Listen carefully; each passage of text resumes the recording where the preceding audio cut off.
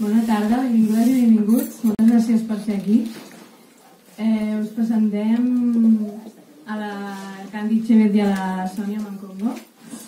Sí, estan aquí perquè és la 8a edició de les ciutats defensores dels drets humans i Mataró és una de les ciutats que hi participa. Aquest és un projecte conjunt amb el Fons Català de Cooperació pel Desenvolupament, la Comissió Catalana d'Ajuda al Refugiat, l'Institut dels Drets Humans de Catalunya i l'Institut Català Internacional per la Pau. Llavors, també hi participen 24 municipis més, a part de Mataró, i diverses institucions catalanes. Aquest projecte té l'objectiu de donar a conèixer les defensores i els defensors dels drets humans i també conscienciar la necessitat de defensa d'aquests drets humans dins de la nostra societat. Llavors, avui, les dues defensores que tenim aquí ens presentaran una mica els seus projectes que estan relacionats amb els joves i la construcció de la pau i la igualtat. Llavors, us començo per presentar la Candy Chévez. Us ho diré en castellà, ¿vale? Perquè ens entenem tothom. Llavors, es nacida en El Salvador, es licenciada en Psicología y especializada en el desarrollo local y forma parte del equipo del proyecto Tiempos Nuevos Teatro. Es investigadora del Instituto Nacional de Formación Docente de El Salvador y forma parte del grupo de trabajo Juventudes e Infancias del Consejo Latinoamericano de Ciencias Sociales y del grupo de investigación en Pedagogías Críticas y Educación Popular de la Universidad Centroamericana José Simeón Cañas y de la Red para la Lectoescritura Inicial de Centroamérica y el Caribe. Por otro lado, también es autora de varias publicaciones y aspira a obtener un doctorado en Ciencias Sociales en Infancia y Juventud en el Centro de Estudios Avanzados en Infancia y Juventud de la Universidad de Manizales, de Colombia. Fue en 2016 cuando escuchó por primera vez a Julio Monge, coordinador de proyectos de inserción de Tiempos Nuevos Teatro, y que oyó hablar de la innovadora experiencia educativa para jóvenes privadas de libertad, la Orquestra de Cuerdas. En aquel momento, y junto a su compañero James Melenge, coordinador de la Red de Educación y Desarrollo Humano, se involucró en el acompañamiento de un proceso de sistematización de la experiencia para hacerla visible y darle valor. Entonces, a través de su experiencia, Candy nos contará la realidad que viven los diferentes grupos de jóvenes de El Salvador y en concreto aquellos que sufren situaciones de vulnerabilidad y cómo las diferentes políticas públicas contribuyen a superar estas situaciones trabajando para la construcción de la paz. También tenemos a Sonia Mancongo, que es nacida en, a ver si lo digo bien, Nagambé, Picar, un pequeño pueblo de la región central del Camerún, y creció en una familia polígama. Su madre tuvo 5 hijas y ningún hijo, hecho que a ojos de la sociedad la convirtió en una mujer incompleta. Formada en Pedagogía y Didáctica de Lenguas Extranjeras y profesora de castellano, aspira a obtener un doctorado en Literaturas Afrohispánicas en la Universidad de Marogua, Camerún, con una investigación sobre cuestiones vinculadas a la memoria de la esclavitud. Desde 2016 su trayectoria se vincula a la ONG Cerca y Lejos, donde trabaja como coordinadora del Plan de Educación en Camerún. Sonia apunta que nacer en una familia con valores patriarcales me ha permitido darme cuenta de cómo de injusta es a veces nuestra sociedad con las mujeres y posicionarme ante ello, con la posibilidad de escoger un camino diferente del que, sutil o abiertamente, se te impone como mujer. En este contexto, Sonia nos contará cómo se trabaja desde la ONG que representa para lograr hacer realidad el derecho a la educación de los niños y niñas del Camerún y nos explicará qué pasos se están dando en la lucha hacia la igualdad de género. Si queréis empezar.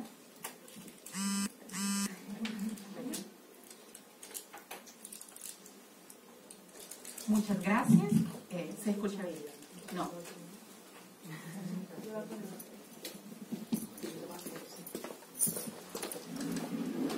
¿En esto? Hola.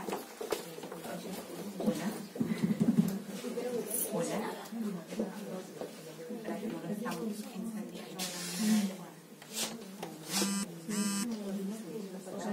Hola. Bueno, vamos a intentar muchísimas gracias. Agradecerles, realmente ha sido muy hermoso pasar este día, esta tarde en el Ayuntamiento de Mataró. Agradecerles por el poder conocer, ¿verdad?, un poco la ruta, poder conocer cómo algunos de las y los jóvenes viven en este territorio, y sobre todo porque eso nos permite seguir construyendo posibilidades de pensarnos cómo otros jóvenes también merecen vivir en otros lugares. Un poquito me tomaré el tiempo para compartirles la experiencia que tengo en El Salvador de trabajo específicamente con chicas privadas de libertad, chicas entre los 12 y 17 años que cumplen condenas por delitos vinculados a pandillas, en el caso de El Salvador, y poderles contar un poquito el esfuerzo que estamos haciendo desde el arte y la cultura como un ejercicio liberador y transformador de esos procesos que tienen ellas. Les voy a poner un video para que podamos ir conociendo un poquito sobre ellas.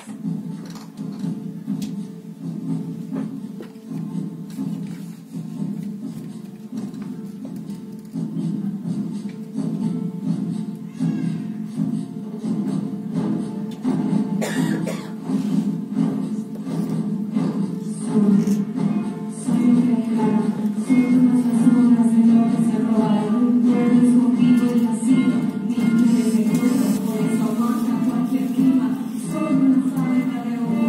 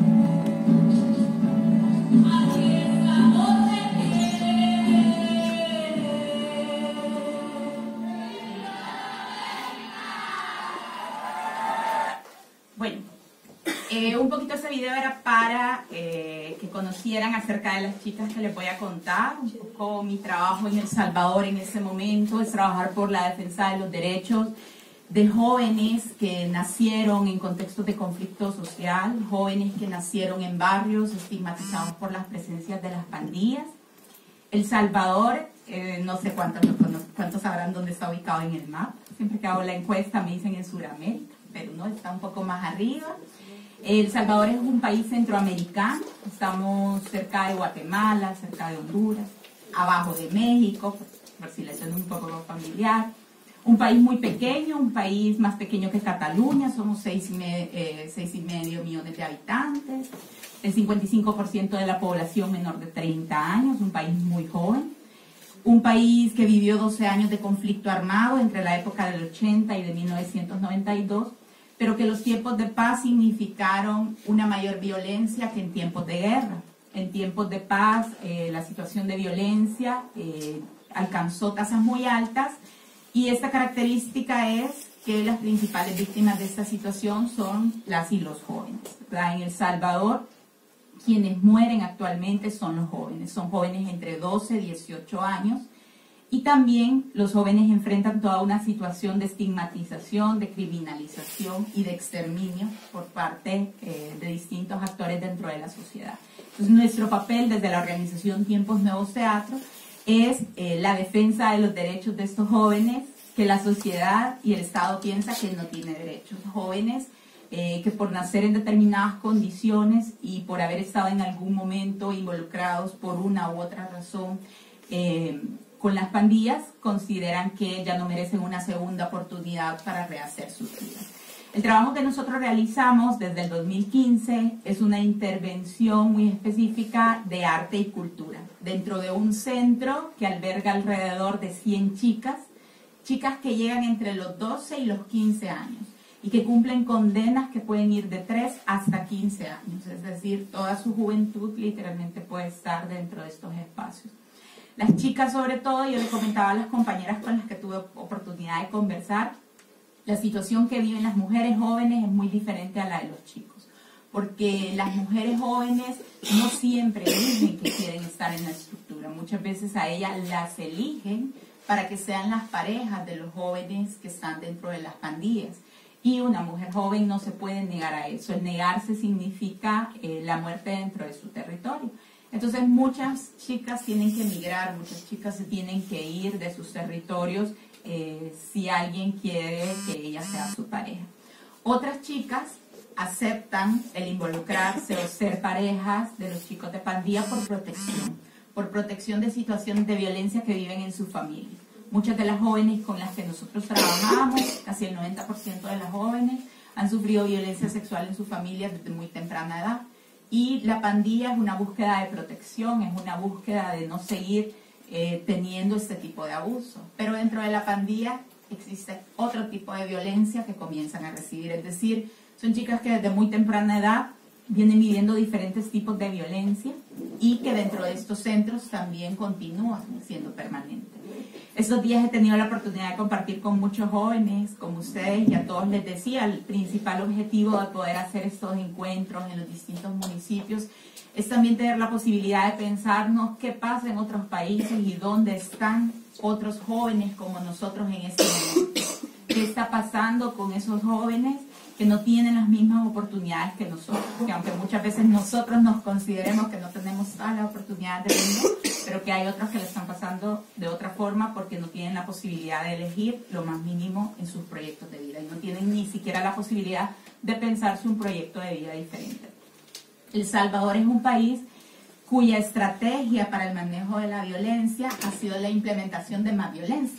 Entonces la solución para controlar los índices de violencia ha sido más armas, más policías, poner a los militares a cargo de la seguridad pública, y esto para los jóvenes ha significado prohibirles o coartarles toda su libertad.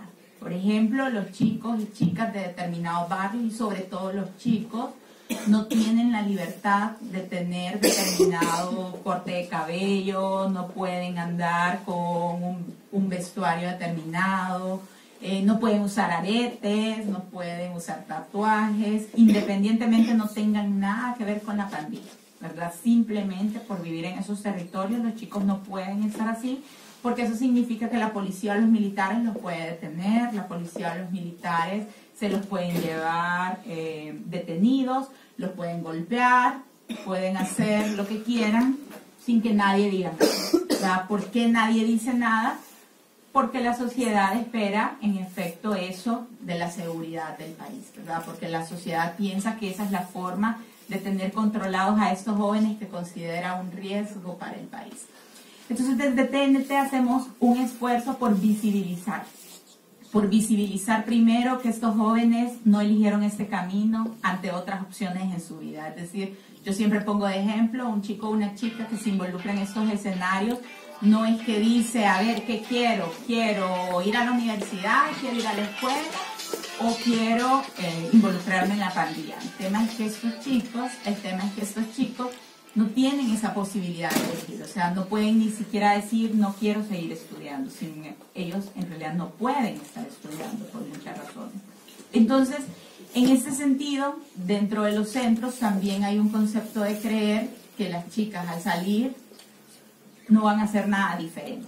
Entonces, adentro de los centros, el nivel educativo, por ejemplo, que reciben, no permite que ellas realmente respondan a lo que el sistema educativo al salir les demandaría. Se ve en ellas que las condiciones pueden ser las mismas, se cree que al salir lo que van a hacer es tener hijos, que al salir lo que van a hacer es volver a las mismas actividades delictivas. A través de la experiencia de la orquesta, donde están participando alrededor de 50 jóvenes, una de las cosas más significativas ha sido la posibilidad de que las chicas se piensen en un escenario diferente, ¿verdad? Es decir, que ellas se vean a sí mismas con la posibilidad de hacer algo, ¿verdad? Las chicas nunca se imaginaron tener un violín en sus manos, ellas ni conocían el violín o la viola o el violonchelo antes de llegar a los centros. Ellas lo conocieron hasta estar ahí, fue su primera oportunidad de tener esta experiencia o este contacto con el arte. Muchas de ellas dicen, si yo hubiese conocido un violín antes, quizás mi camino hubiera sido diferente, ¿verdad? Si hubiera podido tener la oportunidad de aprender a tocar un instrumento o si hubiera podido estar como dentro de otra área. Dentro del proceso, digamos que el primer trabajo fuerte es que ellas se crean que pueden hacer algo diferente. Segundo, la orquesta nos ha permitido el reconocimiento de la familia. Ustedes vieron al final del video que enfocan al público porque el público son sus familias en ese momento, ¿verdad? Y las chicas dicen, es la primera vez que mi familia se siente orgullosa de mí. Es la primera vez que mi mamá se siente orgullosa porque me ve como una artista, porque me ve como tocando un instrumento que nunca pensó que iba a ser posible. Las chicas que están tocando en esta orquesta son chicas que vienen vinculadas a diferentes pandillas. En El Salvador hay una rivalidad entre distintos grupos de pandillas, una rivalidad que a ellos no les permite ni hablarse, ni llevarse bien, ni poder compartir. Sin embargo, digamos que la orquesta ha sido un espacio donde ellos se logran integrar de una manera diferente. La orquesta, como se los mencionaba a los compañeros antes, les da un sentido de pertenencia y una identidad a las chicas. Es decir, yo ya no soy de esta pandilla o de la otra, sino que ahora soy de la orquesta de cuerda y entonces en esta toco también con las demás compañeras independientemente de cómo sean nuestros orígenes. Entonces la relación que han logrado nos permite también romper un paradigma muy fuerte que hay en El Salvador con respecto a las pandillas. Y es que en El Salvador la gente cree que es imposible el tema de hablar de reconciliación, creen que es imposible que alguien que ha estado en pandilla deje de estarlo, creen que es imposible que dos pandillas que tienen tan fuerte rivalidad puedan realmente construir una relación diferente. Entonces digamos que la orquesta para nosotros es esa posibilidad de mostrar de que se puede hacer algo más, es la posibilidad de mostrar que no se necesitan más armas, que no se necesitan más policías, que no necesitamos más militares, sino que necesitamos más espacios reales de inserción para los jóvenes.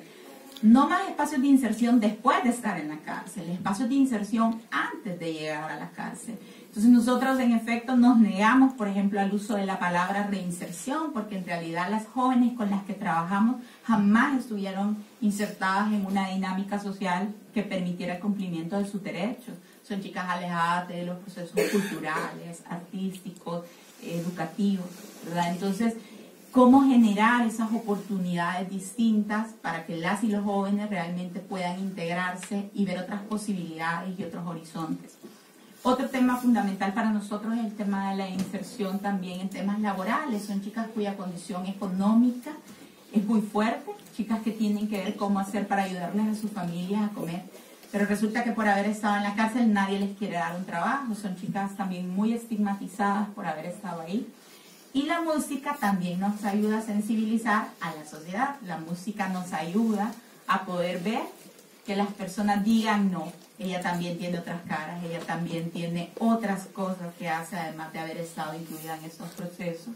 Y eso también es lo que nos ha abierto puertas, ¿verdad? La música se ha convertido en ese puente entre un proceso que genera mucha estigmatización, pero también una sociedad que necesita abrirse a las oportunidades de inserción, a ver la vida de una manera diferente y a permitir que estas jóvenes puedan construir un proyecto de vida diferente, ¿verdad? Que las jóvenes por primera vez tengan la posibilidad de decidir, ¿verdad? De decidir sobre ellas, sobre su cuerpo, sobre su carrera, sobre las distintas cosas. Bueno, entonces, un poquito eso, voy a dejar a la compañera para que les cuente, y lo que nos interesa después también abrir un poco el conversatorio, ¿verdad? Que ustedes también nos puedan hacer comentarios, pero para que sepan qué es eso, que hay jóvenes que también están viviendo esa otra realidad en otros países, y hay jóvenes que estuvieran deseando muchísimo tener la oportunidad de tener espacios donde llegar, de tener espacios donde poder encontrarse con sus propios potenciales y donde pudieran realmente realizar cualquiera de sus sueños. Gracias.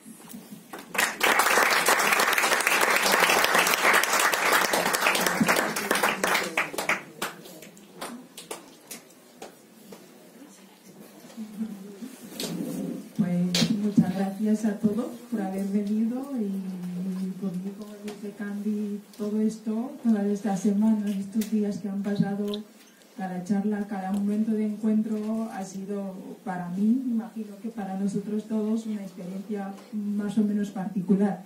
Aunque estemos siempre dando más o menos los mismos testimonios, el trabajo que estamos haciendo desde los distintos lugares en los que nos encontramos, y esto cada vez tenemos como una satisfacción y la sensación de llegar a la gente en cada discurso, en cada charla que vamos haciendo, ¿no? Pues sin más, yo creo que se ha resumido más o menos el motivo de mi presencia aquí, un poco como general de mi compromiso con la ONG con la que trabajo desde Camerún, pero que parte de una experiencia personal y de un proceso de transformación vital que es mío. Desde esta transformación siempre intento llegar a la gente, intento conseguir un objetivo específico por mi experiencia vital, por lo que he vivido, por lo que he sentido, y porque yo veo que todo esto se está reflejando dentro de la sociedad, todo esto se está reflejando en distintas personas que tengo la suerte de encontrar todos los días, e intento desde mi pequeña posición, que no es la de una víctima. Yo no soy una víctima por haber nacido en una familia polígama, mi madre no es una víctima por haber sido una mujer que ha tenido que compartir el hogar o la casa, ni mi padre. Yo considero que todo esto forma parte de un sistema que entra en una lógica de opresión de las relaciones humanas, de las relaciones de las sociedades, de las relaciones entre los géneros que se genera en distintos países del mundo. Pues entonces esto, ¿por qué me posiciono yo como defensora de derechos, principalmente de la educación? Simplemente desde mi posición de privilegio, de una persona que ha tenido acceso a la educación, de una persona que tiene una vida marcada por todos estos procesos y que sabe firmemente que sin esto las cosas nunca hubieran sido iguales.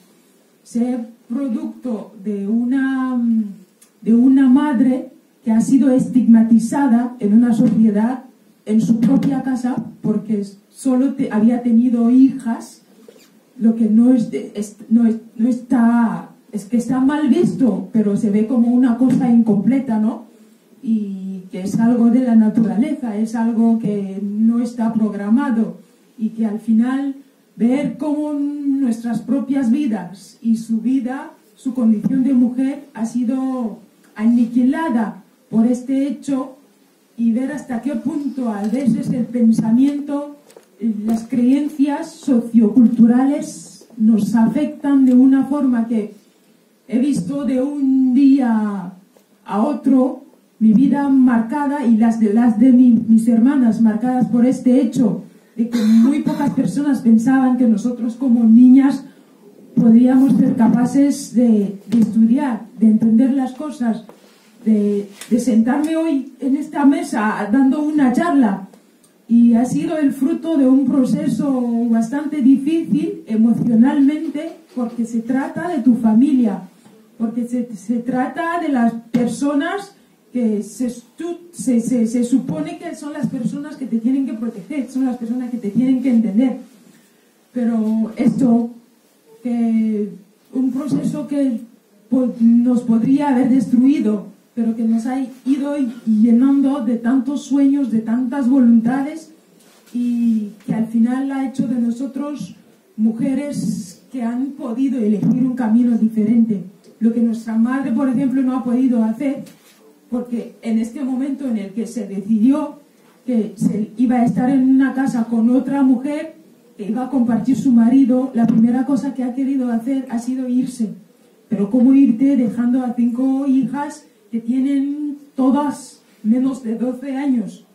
¿Cómo irte sabiendo que si te los llevas nunca tendrás la posibilidad de darles de comer todos los días, de hacer que se vayan a la escuela? Así que yo, creciendo, cuando en el colegio me preguntaban ¿qué quieres ser de mayor cuando seas grande? Yo no lo sabía, pero siempre decía, yo no quiero estar en un matrimonio polígamo, yo no quiero tener que abandonar mis estudios algún día. Esto lo tenía ya muy bien claro. Así que a partir de este momento yo no sabía exactamente lo que quería hacer de mi vida, pero ya tenía claro lo que yo no quería que mi vida fuera. Así que cuando he tenido la suerte hace 3 años de conocer a una ONG española que trabajaba en el sur de Camerún con pueblos autóctonos, que son como pueblos indígenas que viven en Camerún, en una situación para mí bastante tremendo.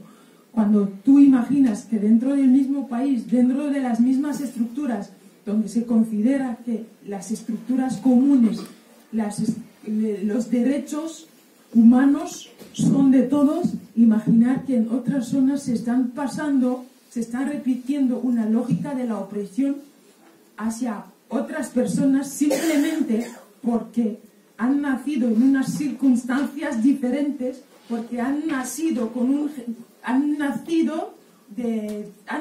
mujeres, y que simplemente por estos 2 motivos se les tienen que tocar un destino diferente. Esto te frustra cada vez más.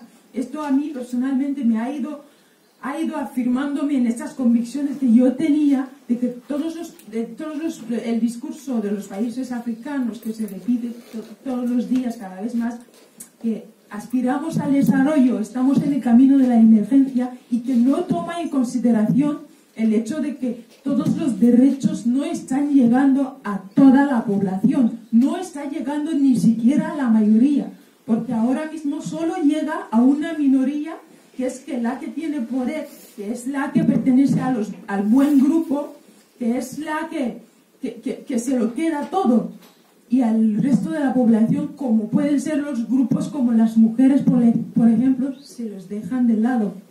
No os podéis imaginar, por ejemplo, si nos encontráramos en unos países en los que ciertas cosas están prohibidas en las leyes, pues las leyes pueden ser un poco como el recurso que tú tomas para justificar o denunciar ciertas actitudes. Pero cuando incluso en las propias leyes del Estado hay muchas cosas que vienen en contra de una parte de la población, de un grupo humano, simplemente porque son mujeres, pues tú entiendes hasta qué punto el problema es grave. el derecho de a la educación, que es un derecho fundamental, que es esta herramienta que permite la transformación humana en cualquier sitio del mundo, y entender que esto no llega a cierta persona. Para mí y para todo el grupo de personas con la que trabajamos ha sido como, bueno, hay que pararse un momento y pensar, ¿qué pasa? ¿Qué está pasando? Es que nosotros, no somos solo nosotros los que nos sentimos incómodos con esta situación, o es que el mundo entero está cerrando los ojos en esta situación. Precisamente, Camerún es un país rico de su naturaleza, de su suelo, de su subsuelo y de recursos humanos. 65% de la población de Camerún tiene menos de 25 años. Así es que lo que falta no es la fuerza humana para trabajar, no son las mentes que piensan que faltan, simplemente que la voluntad egoísta del pequeño grupo que dirige el país desde tantos años no deja fácil, no deja el acceso a todas las posibilidades. En Camerún se tiene que pagar para todo. He visto personas morirse por una vacuna que no vale nada, €1. Los niños se mueren todos los días por malarias, por enfermedades en los que hasta en otros países africanos ya no se mueren de estas enfermedades. 15% de los niños que tienen menos de 5 años en Camerún todos los años se mueren. En un país que tiene tantos recursos. ¿Y qué pasa? Que la mayoría de estos recursos que están localizados en estos sitios donde están los pueblos indígenas, donde están estos grupos que pertenecen a la minoría, se queda y se guarda entre la minoría rica, poderosa, que tienen intereses egoístas. Todos los años se está acabando con la selva camerunesa. 3 de cada 1000 parte de esta selva se lleva fuera de Camerún, y los ingresos nunca llegan ni para construir escuelas, ni para construir dispensarios para las personas que viven en estos sitios. Así que más o menos situaciones que son bastante dramáticas para mí, para muchas otras personas más, que no son situaciones específicas a este sitio, pero son tantas realidades que a mí personalmente han sido muy, muy incómodas. Y yo creo que dedicar mi vida, dedicar mi tiempo, mi energía, la fuerza que tengo para hacer que muchas otras personas se acerquen a esta realidad, para hacer que acompañar el proceso de desarrollo, el proceso de escolarización de tantos niños que no han hecho nada, pero absolutamente nada, por haber nacido simplemente en este sitio, por mí ya es una satisfacción muy grande. Porque, como os digo, yo no soy una víctima. Yo no soy una persona que ha sido privada de escolarización. Ha habido muchas barreras, muchas cosas que podrían hacer que yo lo dejara todo. Pero a fuerza de la convicción, a fuerza de la fuerza que quedaba alrededor, no ha sido así.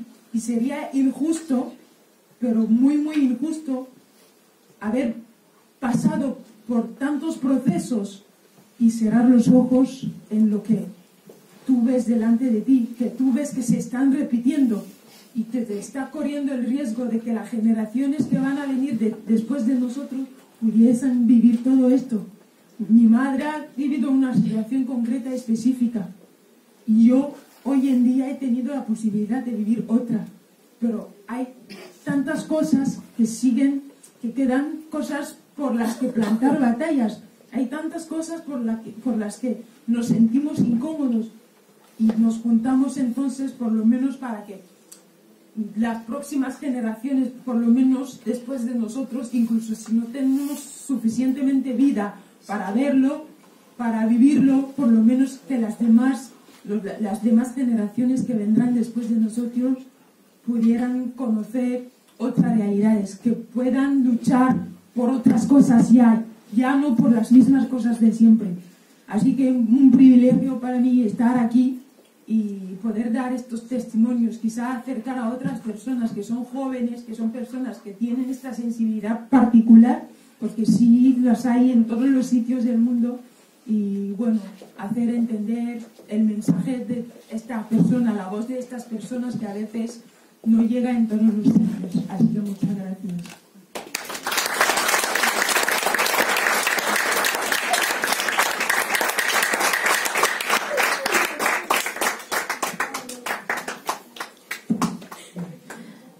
Muchas gràcies. Obrim ara un torn de preguntes perquè tingui ganes de saber una miqueta més sobre el que ens han explicat. Llavors, si algú té alguna pregunta.